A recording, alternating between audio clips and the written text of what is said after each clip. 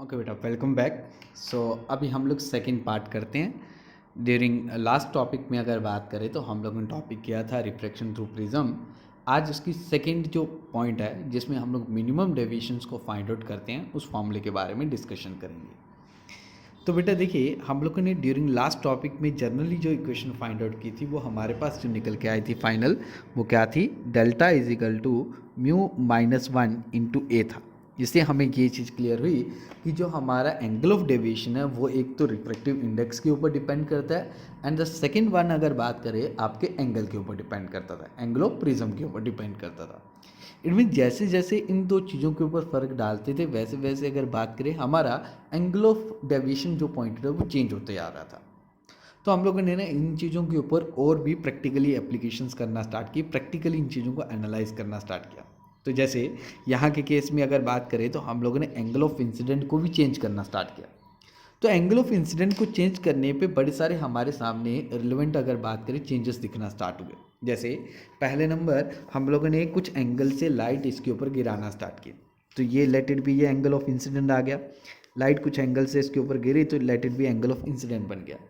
तो इस angle of incident के अकॉर्डिंग जब लाइट इसके ऊपर गिराई गई तो इस पॉइंट के अकॉर्डिंग एक चीज़ देखी तो ये रिफ्लेक्ट करके कुछ एंगल से चलेगी, तो इट मीन्स ये डेविएट होके यहाँ के केस में कुछ एंगल से चलेगी।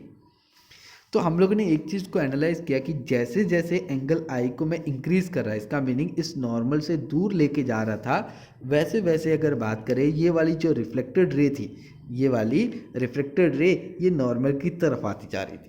इसका मीनिंग हमें समझ में आया कि एंगल आई को, एंगल इंसिडेंट रे को या एंगल ऑफ इंसिडेंट को अगर बात करें, हम लोग इसे इंक्रीज़ करते जाएंगे, एंगल ऑफ इंसिडेंट को इंक्रीज़ करते जाएंगे तो वैसे वैसे हमारा जो डेल्टा है वो कंटिन्यूसली क्या करते जाएगा? डिक्रीज़ करता जाएगा।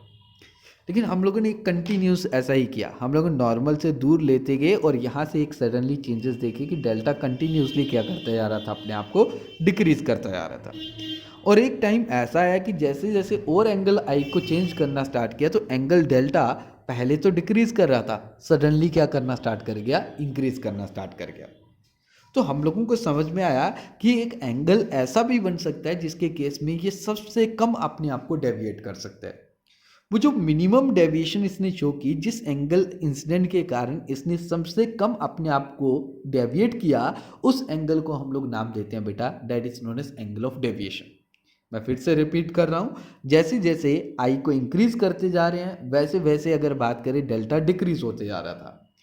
तो एक टाइम पे आके आई जैसे ही थोड़ा सा इंक्रीज किया तो डेल्टा कंटिन्यूस क्या कर गया? इंक्रीज कर गया। ये समझने में आप एक एग्जांपल से इस चीज़ को याद रख सकते हो। जैसे आप लोगों ने घर पे देखा होगा, वो बोतल के ढक्कन को अगर आप लोग बंद करने की कोशिश करते हो, जब वो फ्री हो जाता है तो क्या होता है? सडनली पहले आप टाइट करने की कोशिश करो, वो टाइट होते जाता है, एक टाइम पे जाके वो फिर से अपने आप को फ्रीली मूव कर लेता है। इसका मीनिंग एक लेवल तक गया, देन आफ्टर सडनली फिर से अपने आप की चेंजेस ले आया।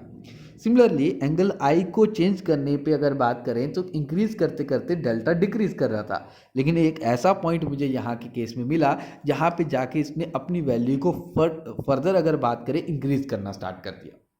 अब इसी एंगल ऑफ डेविएशन के केस में क्या होता है? वो जो रे होती है उस केसेस में सबसे कम डेविएशन अपने आप के यहाँ के केस में शो करवाती है। तो अगर मिनिमम डेविएशन बनी तो इसका मीनिंग होगा क्या? ऑलमोस्ट रे जो पॉइंटेड है वो सीधी सीधी चलने की कोशिश करेगी। उस पॉइंट पे अगर बात करें तो हम लोग ये मानते हैं कि हमारा जो एंगल आई है और वो एंगल ई है, ये दोनों ऑलमोस्ट एक जैसे बराबर, क्योंकि मिनिमम डेविएशन होने का मीनिंग क्या होगा? जितने एंगल से ये डेविएट होगी इतनी ही एंगल से लगभग ये होगी, जिसका मीनिंग दोनों एक स्ट्रेट लाइन क्रिएट कर देंगे। तो उस पॉइंट पे जाके हम लोग ये मानना स्टार्ट करते हैं कि हमारा जो एंगल आई है, जो एंगल आई है वो किसके बराबर हो जाता है? एंगल ई के बराबर हो जाता है। इसी तरीके से सेकेंड नंबर पॉइंट अगर बात करें तो आप लोगों को यहाँ के केस में और क्या पॉइंटेड मिल के आता है?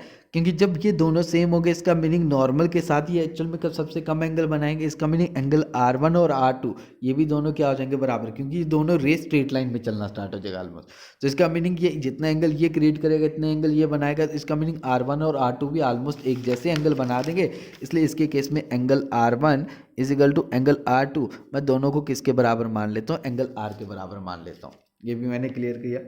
एंड आफ्टर डैट हम लोग ने कहा कि जिस एंगल, क्योंकि इस वक्त सबसे कम डेविएशन होगी, इसका मीनिंग ये वाली जो डेविएशन है टोटल जो मीन वैल्यू बता रही है, ये मीन वैल्यू वाली डेविएशन भी सबसे कम होगी। तो सबसे कम वाली डेविएशन को यहाँ के केस में मैं किससे डिनोट कर देता हूँ, delta is equal to delta M से। बस आपको मेन केसेस ये चीज़ चाहिए थी। फिर से रिपीट कर रहा हूँ, आई को इंक्रीज करने पे डेल्टा डिक्रीज हो रहा था, एक ऐसा एंगल आया आई का जिसके कारण अगर बात करें डेल्टा फर्दर अगर बात करें अपने आप को इंक्रीज करना स्टार्ट कर गया। तो हम लोगों ने जिस एंगल पे ये सबसे कम डेविएटेड हुआ उसे नाम दे दिया मिनिमम डेविएशन। मिनिमम डेविएशन को किससे डिनोट कर दिया, डेल्टा एम से। अब देखिए बेटा, ये आप लोगों ने प्रीवियस वाले अभी प्रीवियस जो इक्वेशंस निकाली थी उसमें ये सॉल्वेशन की थी अभी इक्वेशंस को। अब इसी पॉइंट के अकॉर्डिंग हम लोग अपनी डेरिवेशंस को आगे कंटिन्यू करते हैं। सो देखिए, हम लोगों ने ये इक्वेशन पढ़ी, इसके पॉइंट के अकॉर्डिंग यहाँ जहाँ डेल्टा है, अब यहाँ केसेस में क्या लिखना स्टार्ट करेंगे, डेल्टा एम लिखना स्टार्ट कर देंगे। सो देखिए, इसकी डेरिवेशन किस तरीके से आ जाएगी। ये इक्वेशन हमारे पास थी, पीछे पढ़ी हम लोगों ने, डेल्टा इज इक्वल टू किसके बराबर थी, डेल्टा आई थिंक हाँ ठीक है, delta is equal to I plus E किसके बराबर था, माइनस ए। ये इस तरीके से वैल्यूज दी गई थी। अब डेल्टा किसके बराबर आ जाएगा, डेल्टा एम, इसलिए डेल्टा की जगह मैं पुट कर देता हूँ डेल्टा एम, और आई की जगह आई रहने दिया, आई और ई बराबर है इसलिए मैंने इधर भी आई लिख दिया, इधर भी आई लिख दिया, और minus A as it is रहने दिया। तो डेल्टा एम किसके बराबर आ गया, आई प्लस आई कितना हो गया, 2i आ गया, ये 2i minus A as it is रहा। मुझे यहाँ के केस में आई की वैल्यू चाहिए, तो देखिए यहाँ पे ए प्लस का वहाँ जाके सॉरी यहाँ माइनस का वहाँ जाके प्लस का हो जाएगा। तो delta M plus A is equal to किसके बराबर आ गया, 2i। 2 मल्टीप्लाई दूसरी साइड जाके divide, delta M plus A divided by कितना आ गया, 2 इज इक्वल टू आई आ गया। ये हमारे पास आई की वैल्यू मिलेगी। अब इसी तरीके से सिमिलरली आर की वैल्यू फाइंड आउट करते हैं। तो आप लोगों ने प्रीवियस में ये भी इक्वेशन पढ़ी अभी, R1 plus R2 is equal to किसके बराबर है, ए के बराबर।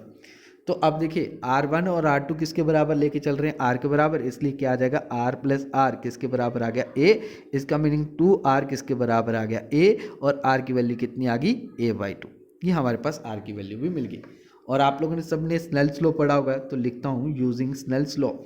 स्नेल्स लॉ के अकॉर्डिंग अगर बात करें तो पॉइंटेड क्या आ जाएगा, हमारे पास general equation C mu is equal to किसके बराबर था, म्यू इज इक्वल टू यहाँ के केस में साइन आई अपान किसके बराबर था, साइन आर के बराबर।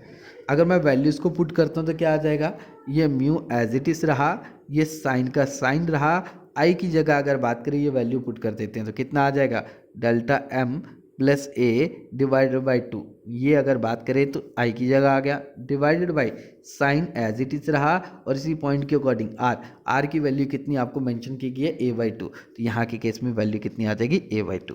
तो ये हमारे पास अगर बात करें दैट्स अ फाइनल इक्वेशन जो आपको बताती है मिनिमम डेविएशन के पॉइंट के अकॉर्डिंग किस तरीके से जो हमारा एंगल ऑफ डेविएशन वो चेंज होगा, और प्लस रिफ्लेक्टिव इंडेक्स कैसे चेंजेस होंगे। तो ये हमारे पास दैट्स अ फाइनल इक्वेशन है, जिसे हम लोग यहाँ के केसेस में प्रिज्म फॉर्मूले के नाम से भी जानते हैं। ठीक है, तो आई होप कि आप लोगों को ये भी क्लियर हुआ होगा। तो प्लीज़ दोनों वीडियोस को साथ साथ में देखिए और साथ साथ में इस चीज़ को रिटर्न करने की कोशिश करिए। ये कंसेप्ट तभी आप लोगों को क्लियर होगा बेटा, अगर साथ साथ में वीडियोस को देखते देखते आप लोग साथ में डेरिवेशंस करना स्टार्ट करोगे। और शॉर्टकट ट्रिक्स को अच्छे से माइंड बेस्ड सेटअप कर लीजिए और साइड पे पहले मेंशन कर लीजिए, ताकि जब आप लोग खुद इस चीज़ को एक बार रिवाइज करने की कोशिश करो ताकि आपको वो शॉर्टकट ट्रिक्स हेल्प रहे, उससे बड़ी ज़्यादा हेल्प आप लोगों को मिलती रहेगी। ठीक है, आई होप कि आप लोगों को सबको क्लियर होगा। Okay, thank you and have a good day बेटा।